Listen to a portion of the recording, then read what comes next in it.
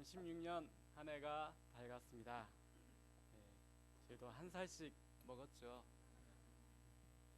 기쁘신 분도 계시겠지만 슬프신 분도 계시지 않을까. 하지만 위로의 말씀을 드리고 싶은 것은 우리가 1년이 더 감으로써 예수님을 만날 때가 더 가까워졌다는 사실입니다. 네, 아멘. 네, 함께 우리가 요절 말씀으로 사사기서 17장 6절 말씀 읽고 시작하도록 하겠습니다. 시작. 그때는 이스라엘에 왕이 없었으므로 사람마다 자기 소견에 오른 대로 행하였더라. 왕이 없었으므로. 오늘 우리가 살펴볼 사사기 17장 말씀은 이스라엘 백성들의 신앙적 타락에 대해서 말해주고 있습니다. 이스라엘 백성들은 출애굽을 해서 홍해 바다를 건너고 험한 광야를 지나 드디어 가나안 땅에 거주하여 살게 된 때였습니다. 이제 그들은 조상들처럼 애굽의 압제에 시달리지 않아도 되고 홍해 바다를 건너 험한 광야를 지나는 고생을 하지 않아도 되었습니다. 그들은 조상들의 희생과 헌신을 바탕으로 이제 젖과 꿀이 흐르는 가나안 땅에서 하나님이 주신 계명의 말씀에 순종하며 잘 살면 되었습니다. 그러나 실제로 그들의 삶은 오히려 영적으로 타락해졌습니다. 그 대표적으로 미가라는 한 가정의 모습을 볼 때 얼마나 신앙적으로 타락하였는가 보여주고 있습니다. 오늘 말씀을 통하여서 왕이 되신 하나님을 잃어버릴 때 어떠한 삶을 살게 되는가 돌아보고 2016년 한 해에는 하나님을 왕으로서 대접하고 섬기는 저희가 될 수 있기를 기도합니다. 1절을 보십시오. 에브라임 산지에 미가라는 사람이 살고 있었습니다. 그 어머니는 아주 부자였습니다. 그런데 그 어머니가 어느 날 은 1,100을 잃어버렸습니다. 당시 레위인 한 사람의 1년 연봉이 은 10이었던 것을 보면 이 돈은 레위인 110명분의 연봉에 해당하는 아주 많은 돈이었습니다. 오늘날로 환산하면 약 10억 정도 된다고 합니다. 이렇게 많은 돈을 하루아침에 잃어버렸으니 그 어머니는 얼마나 가슴이 쓰리고 아팠겠습니까? 그 어머니는 허구한 날 돈 타령만 하였습니다. 아이고 내 돈. 아니 누가 내 돈 가져간 거 누가 못 봤어? 아이고 그 돈이 어떤 돈인데 이 연병할 놈, 이 사지를 찢어 죽일 놈, 주여 그놈의 손이 썩어서 문둥이가 되게 하여 주소서. 아주 험악한 소리로 저주를 퍼부었습니다. 그런데 그 돈을 훔쳐간 장본인은 다름 아닌 바로 그 어머니의 아들 미가였습니다. 미가는 날이면 날마다 어머니의 저주 소리를 듣다 보니까 노이로제에 걸릴 지경이었습니다. 무엇보다 그의 어머니의 저주가 자신에게로 진짜로 임하면 어떡하나 심히 걱정이 되었습니다. 그래서 어느 날 어머니를 찾아가서 이실직고하고 그 은 1,100을 내어놓았습니다. 그러자 그 돈을 받아든 어머니가 말했습니다. 우와, 내 돈 찾았네. 할렐루야, 아멘. 주여 감사합니다. 아이고 예쁜 내 자식, 내 아들이 여호와께 복받기를 원하노라. 이렇게 말했습니다.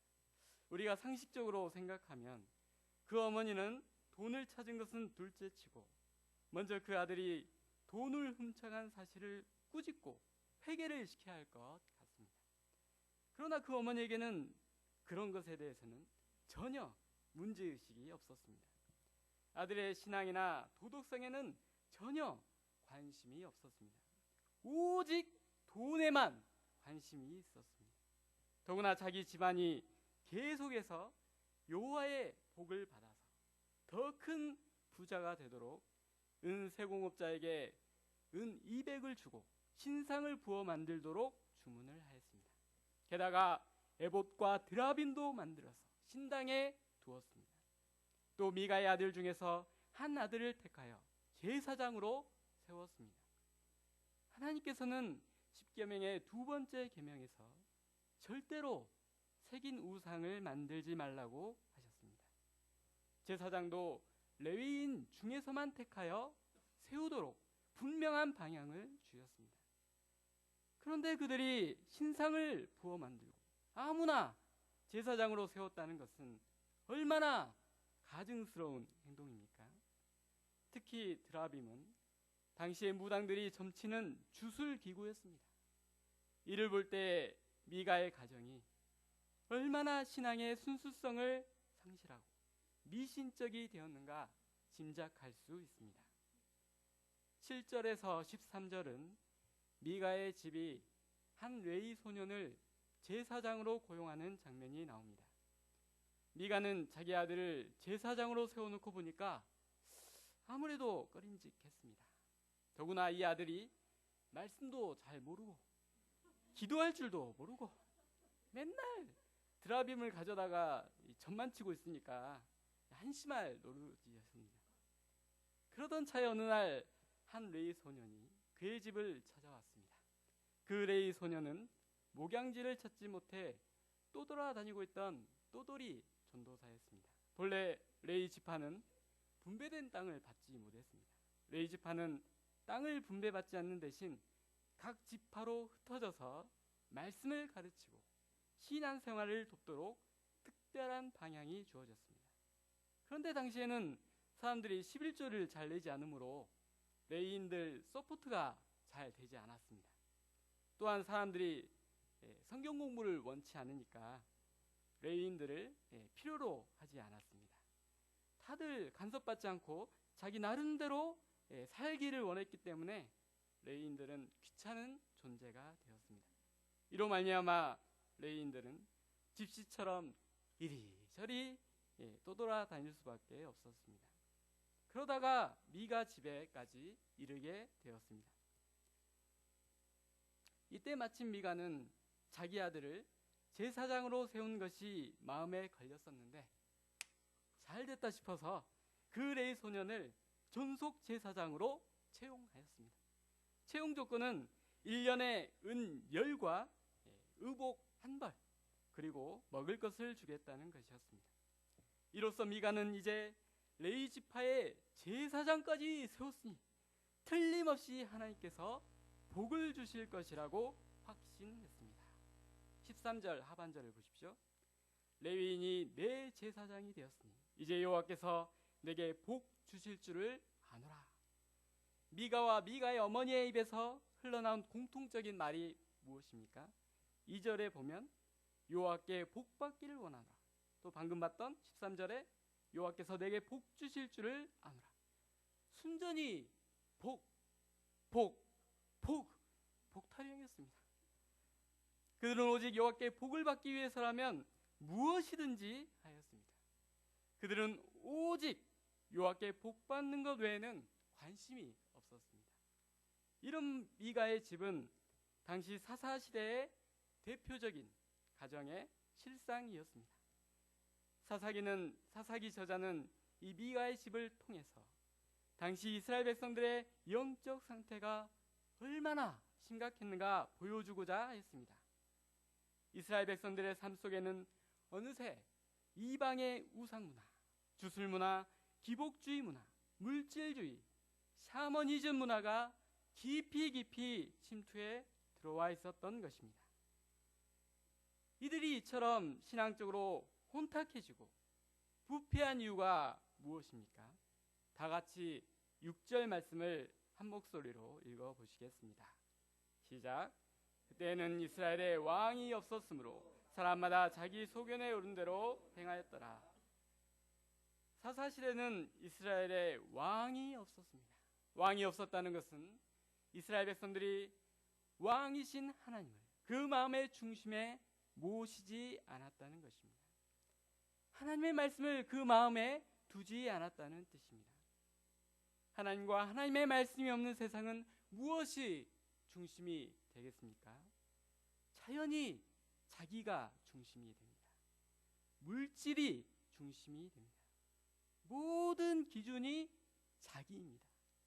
자기 생각, 자기 계획, 자기 욕망, 자기 소원이 중심이 됩니다. 그래서 사사시대 사람들은 자기 소견에 오른 대로 행동하였습니다. 자기가 좋으면 누가 뭐라고 해도 좋은 것입니다. 자기가 싫으면 누가 뭐라고 해도 나쁜 것입니다. 자기가 좋으면 선, 자기가 싫으면 악.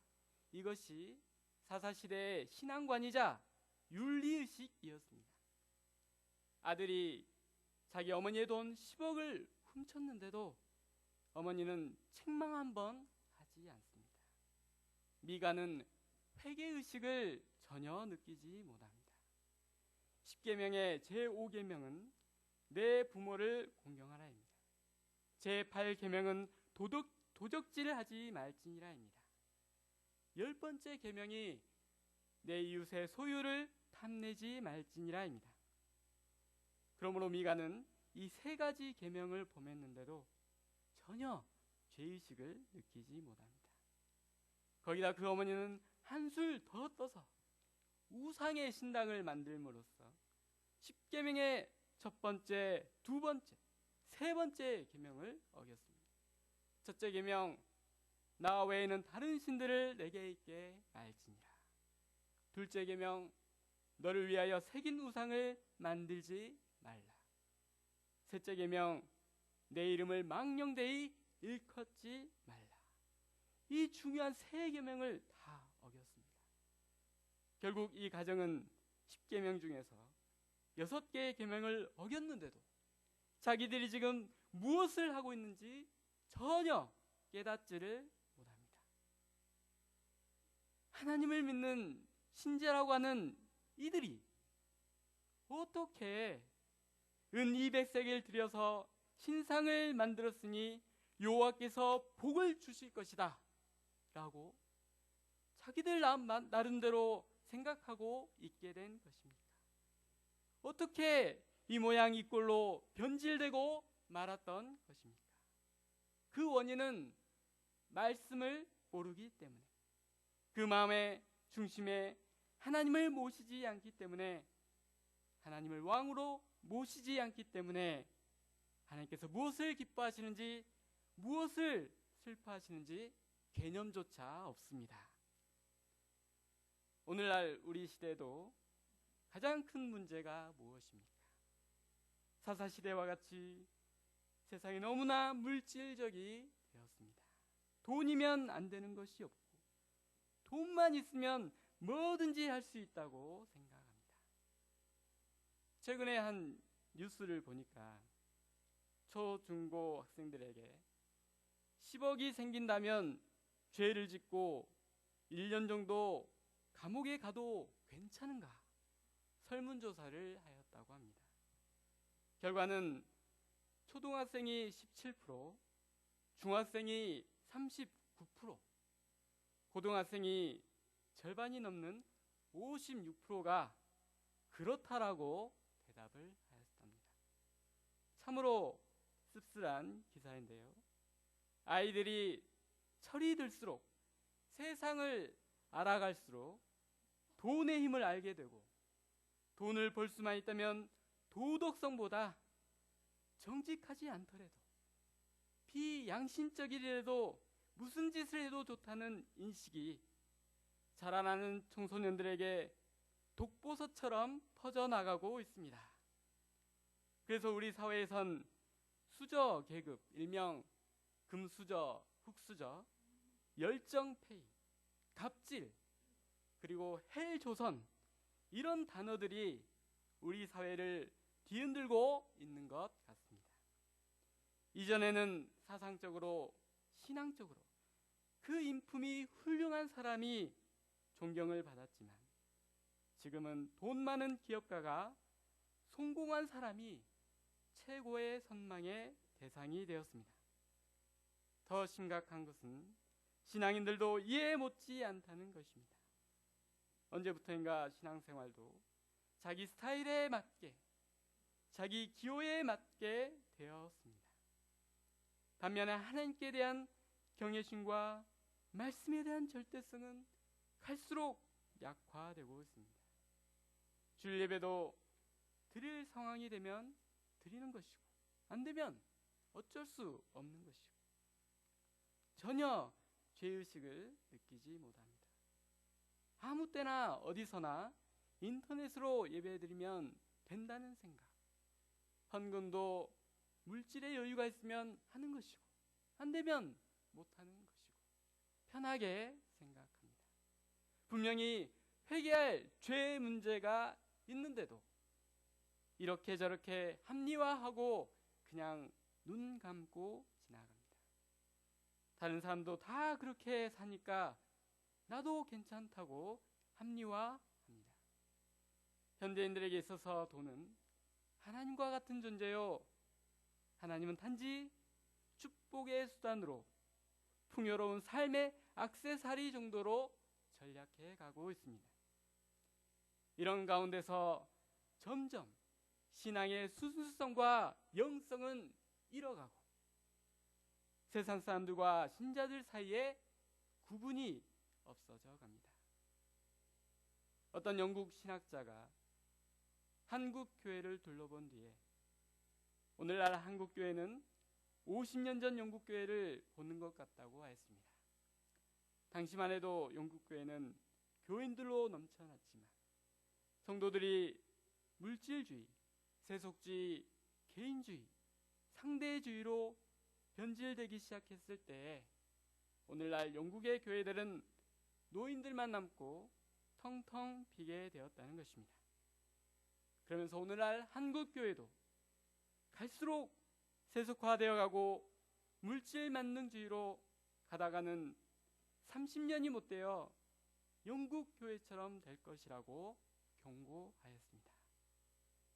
오늘 본문에 나오는 미가의 종교는 무늬만 여호와의 신앙이지 그 내용은 하나님이 없고 말씀이 없고 진리가 없는 무당 신앙이요, 샤머니즘이요, 혼합주의 종교에 지나지 않습니다.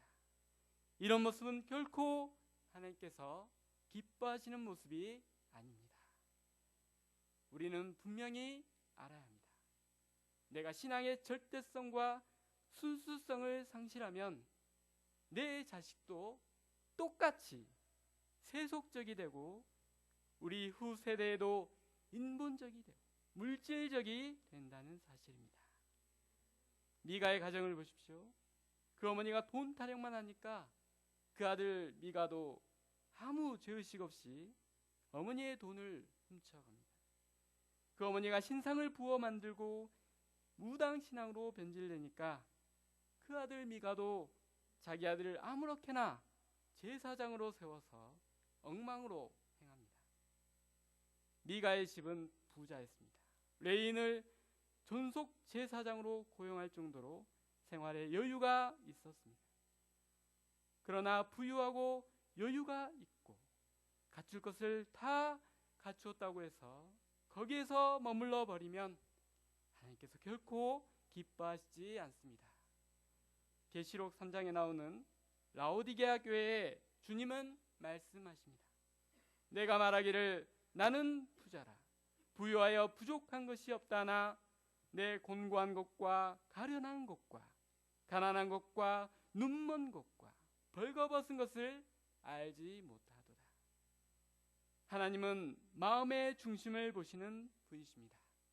우리가 겉으로 아무리 치장을 하고 꾸민다고 한들 우리는 하나님을 속일 수 없습니다.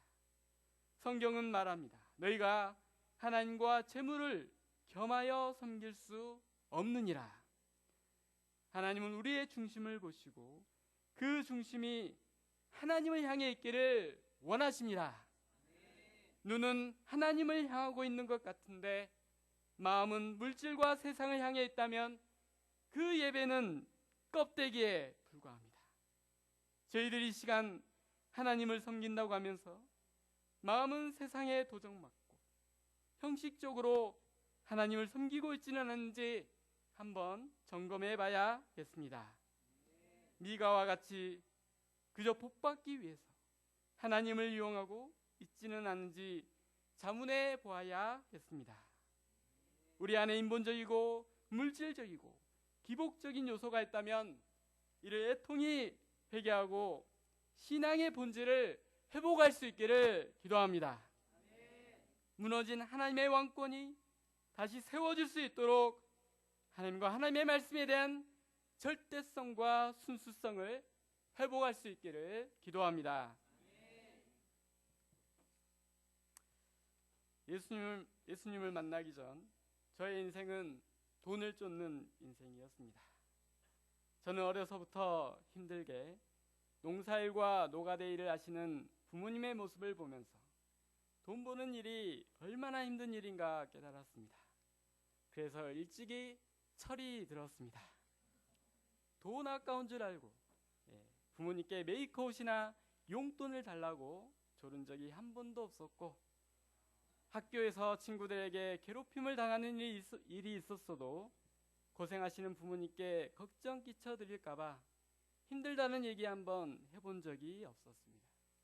저는 삼형제 중 막내였는데 저도 형들처럼 고등학교를 졸업하자마자 취업하여 돈 버는 것이 꿈이었습니다. 제가 고등학교 무렵에는 어머니가 공장에서 일하시다 손가락 하나가 잘려나가는 사고를 당하셨습니다. 이때 우리 가족은 어머니를 위해 위로해드리고 따뜻하게 보듬어 드렸어야 했지만 오히려 병원비 걱정하며 문병 한번 가지 않은 우리 가족들은 싸늘하도록 어머니께 무관심하였습니다. 이런 사랑 없음에 서러우셨던 건지 이를 계기로 어머니가 가출을 하셨습니다. 저는 제게 일어난 이런 상황이 꼭 가난이란 굴레 때문이라 여기고, 가난에서 벗어나고자 저도 공장에서 취업하여 돈을 벌기 시작하였습니다. 친구들은 짧으면 3개월, 길면 6개월 버티는 일을 저는 1년을 버티며 돈을 벌었습니다. 99년 대학교에 들어왔지만 돈으로 채울 수 없는 허무함을 맛보았습니다. 이때 예수님은 저를 1:1 성경 공부로 찾아와 주셨고, 영생수 되시는 예수님 만남으로 목마름의 인생 문제를 해결할 수 있었습니다.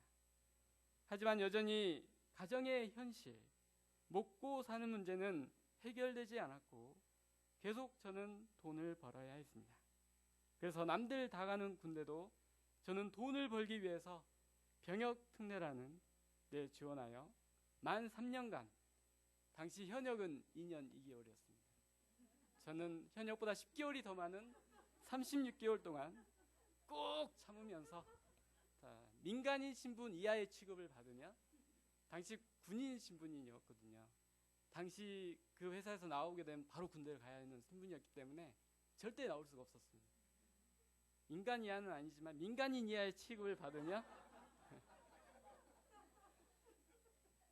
일을 할 수밖에 없었습니다. 산업 현장에서 일하다 보니까 크고 작은 사고도 많이 당했습니다. 이 선반이라는 공작 기계, 그 자동차 부품을 쇠를 깎는 기계인데요. 마지막 공정으로 이제 일명 사포질, 빼빠질이라고 하는데, 그걸 이제 하다가 장갑이 제 손에 밀려 들어가 버렸어요. 이게 순간 0.1초 만에 일어난 사고였거든요. 근데 다행히 장갑이 벗겨졌기 망정이지 이게 빨려 들어갔으면 제 손이 어떻게 됐을지 모릅니다. 근데 그때 부어오르더라고요. 그래서 부었다가 한 일주일 후에 가라앉았는데, 이게 후유증은 안 남았는데 이렇게 보니까 뼈가 여기는 튀어나와 있고 여기는 평평하죠. 이 뼈만 표시가 남았습니다. 예. 또 한 번은 이번에도 선반이 빼빠질 하다가 그 제품에 찌꺼기, 그 철심 같은 게 붙어 있었나 봐요.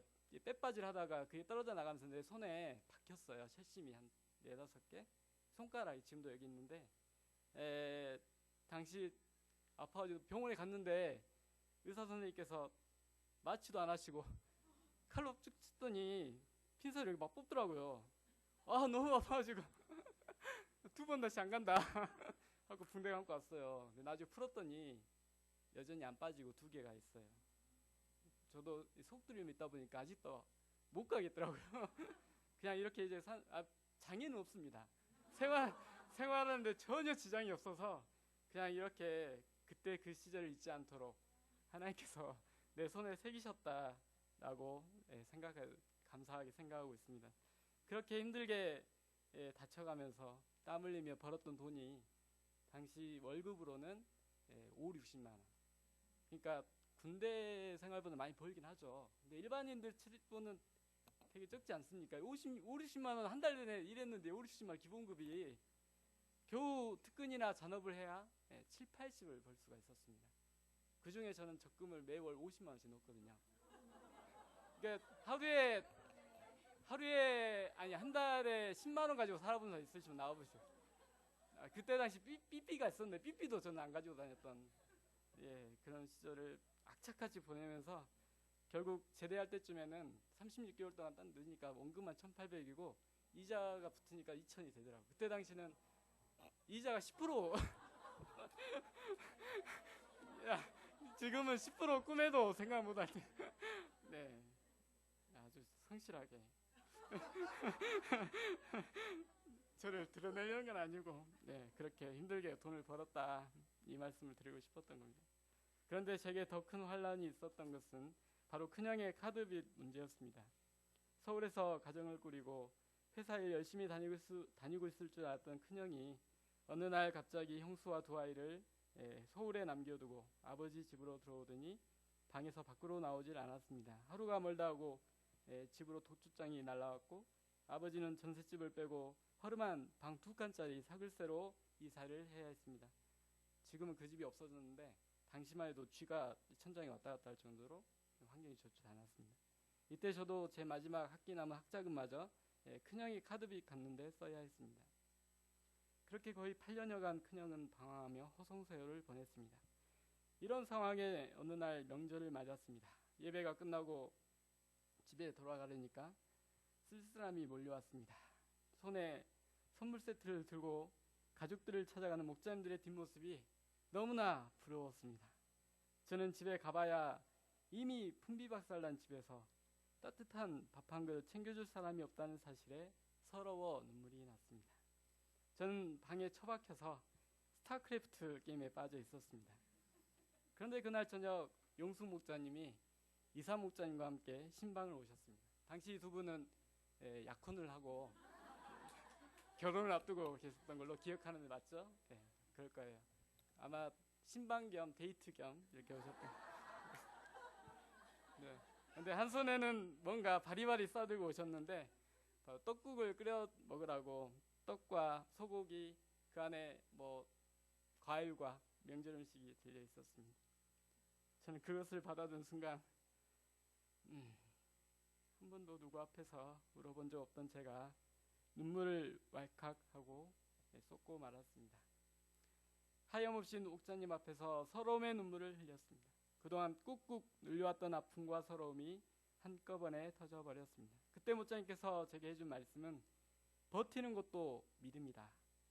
내가 뭘 애써 하지 않고 그저 버티고 있는 것도 잘하고 있는 것이라고 위로해 주셨습니다.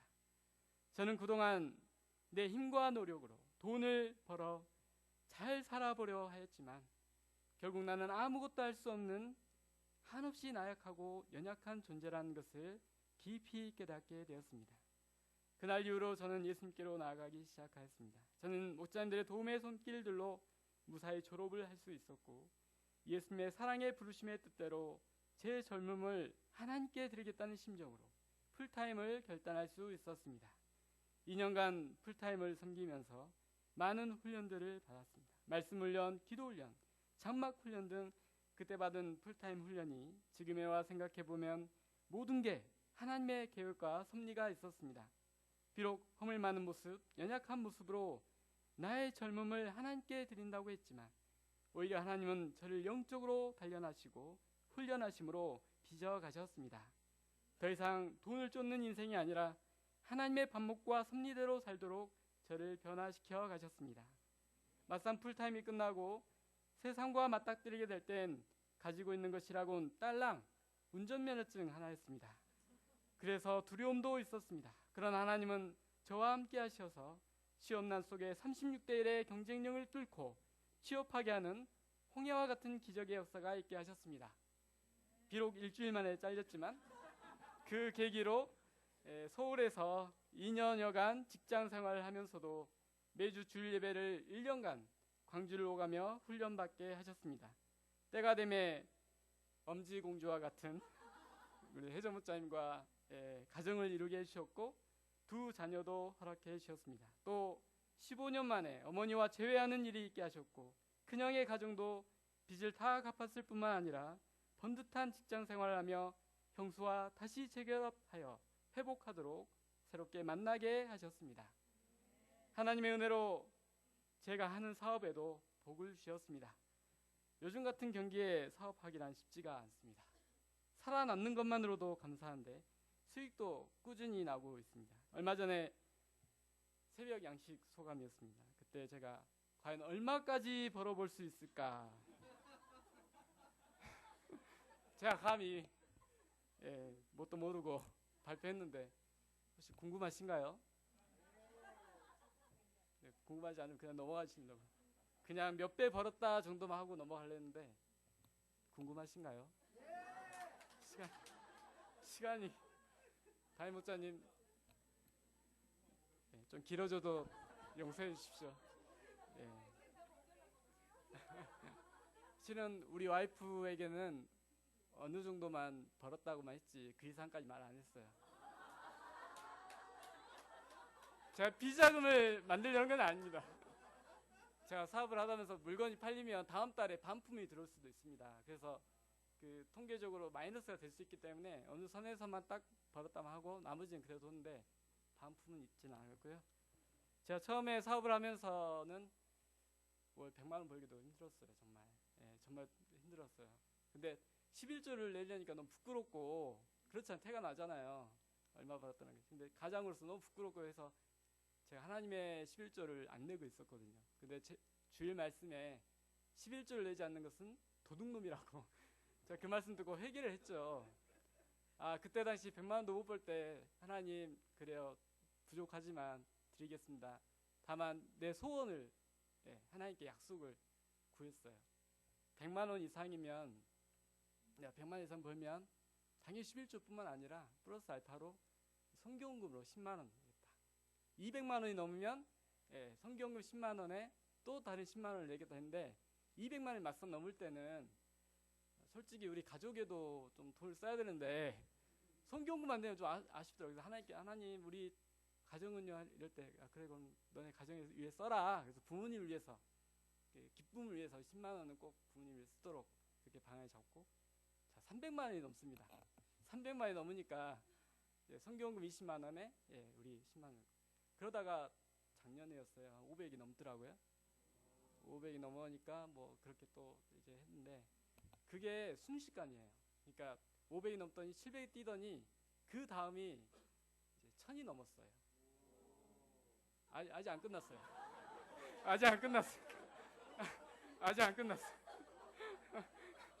몰랐어요. 근데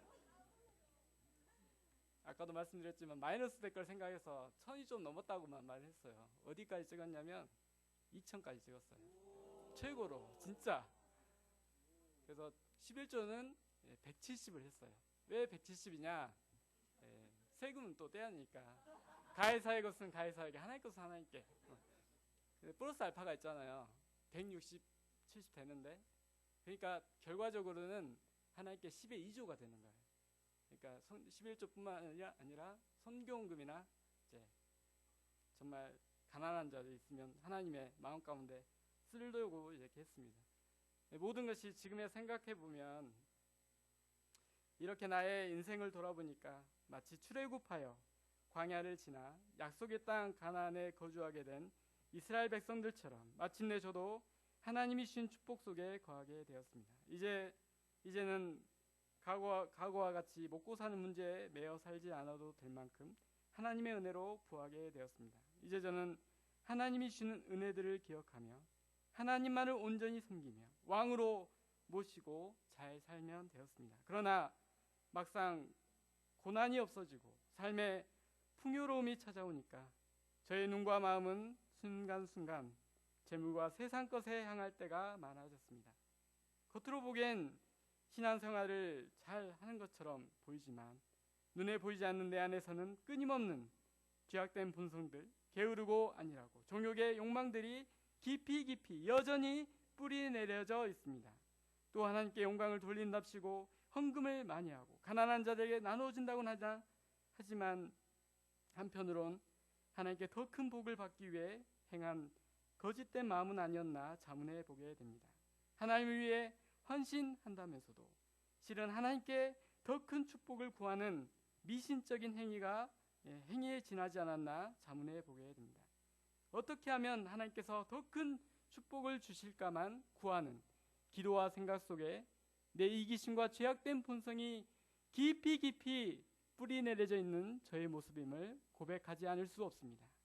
하나님의 축복을 축복으로 감당하지 못하고 자기 나름대로 자기 소견에 오른 대로 마음대로 살지 않았나 이 시간 깊이 돌아보고 회개합니다. 제가 이런 안일한 마음, 누리고자 하는 마음을 내려놓을 수 있기를 기도합니다. 물질이 나의 왕이 아니라 하나님이 나의 왕이 되시고 물질은 하나님께서 제게 잠깐 맡기신 것이란 이 청지기의 자세를 배울 수 있기를 기도합니다. 내 마음에 오직 하나님 한 분만을 온전히 섬기는 믿음의 사람으로 성장할 수 있기를 기도합니다. 하나님은 올해 말씀을 뽑기에서 고린도전서 6장 19, 20절 주셨습니다. 너희 몸은 너희가 하나님께로부터 받은 바 너희 가운데 계신 성령의 전인 줄을 알지 못하느냐. 너희는 너희 자신의 것이 아니라 값으로 산 것이 되었으니 그런즉 너희 몸으로 하나님께 영광을 돌리라. 이 말씀이 내게 어떤 의미로 해석되는지 계속 묵상해 보게 됩니다. 제가 올 한 해에는 다른 어떤 것보다 말씀에 순종하며 살고자 몸부림치는 한 해가 될 수 있기를 기도합니다. 구체적으로 매일 양식 말씀을 보고 일을 시작하기 전과 일이 끝난 후 기도로 시작하고 기도로 끝나는 생활을 꾸준히 할 수 있기를 기도합니다. 또한 제가 매일 성경 말씀 10장 읽는 것을 작년에는 실패하고 말았습니다. 재작년에 성경 3독을 할 수 있었지만 올해 다시 결단할 수 있기를 기도합니다. 또 이제 센터 근처로 3월이면은 이사 오는데요. 9년 만이 되는 것 같습니다. 풀타임이 끝나고 서울에 갔을 때부터 그 이후에 9년 만에 센터 근처로 이사 오는데요. 제가 캠퍼스 땅을 밟으며 양들을 먹이는 목자의 삶을 살 수 있기를 기도합니다. 그래야 하나님을 나의 왕으로 모시고 하나님께 영광을 돌릴 수 있는 올 한 해가 되기를 소망하고 기도합니다. 함께 요절 말씀 6절 읽고 제가 잠시 기도하고 마치겠습니다. 시작. 때는 이스라엘의 왕이 없었으므로 사람마다 자기 소견에 오른 대로 행하였더라. 하나님, 입술로는 겉으로는 하나님을 왕으로 모신다고 하지만 주님을 주님으로 고백은 하지만 실제로는 왕의 자리에 내가 앉아있고 물질이 앉아있고 세상의 많은 쾌락과 혼합주의로 인한 세속주의를 앉히며 그것을 섬기듯 따르는 우리의 모습을 불쌍히 여겨주시기를 기도합니다. 너무나 세속화되어가는 세상 물정에 우리 교회마저도 영향을 받을 수밖에 없사온데 하나님 이런 세상으로부터 저희를 지켜 보호하여 주시기를 기도합니다. 무엇보다 깊이 뿌리 내려져 있는 이러한 죄의 뿌리로부터 저희들이 회개할 수 있도록 죄악의 뿌리를 뽑아버리고 거룩해질 수 있도록 하나님께서 저희 한 사람 한 사람을 새롭게 하여 주시기를 기도합니다. 하나님의 말씀을 경히 여기지 아니하고 경외함으로 그 말씀에 순종할 줄 아는, 그래서 하나님의 나라와 법이 다시금 세워질 수 있도록 도와주시기를 기도합니다. 그래야 하나님을 우리의 왕으로 진정 모실 수 있도록 2016년 한 해를 축복하여 주시기를 기도합니다. 감사하며 예수님의 이름으로 기도하였습니다.